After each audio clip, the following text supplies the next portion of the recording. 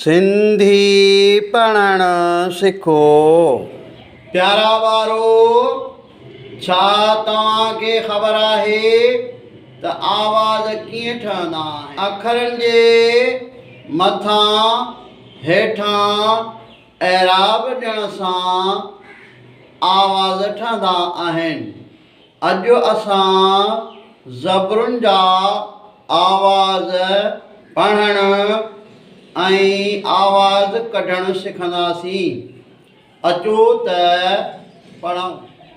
ज़बर सिंधी अलफ़बे जे 52 अखरनि जे मथां नंढड़ी सुम्हियल लीक ॾियण सां ज़बरुनि जा आवाज़ ठहंदा आहिनि।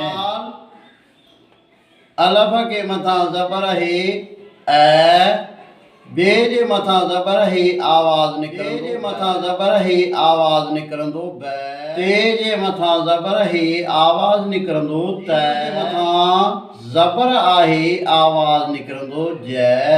इन्हनि खे हिजे करे पढ़ण जो तरीक़ो: अलफ़ ज़बर ऐ, बे ज़बर ब, ते ज़बर त, जीम ज़बर ज।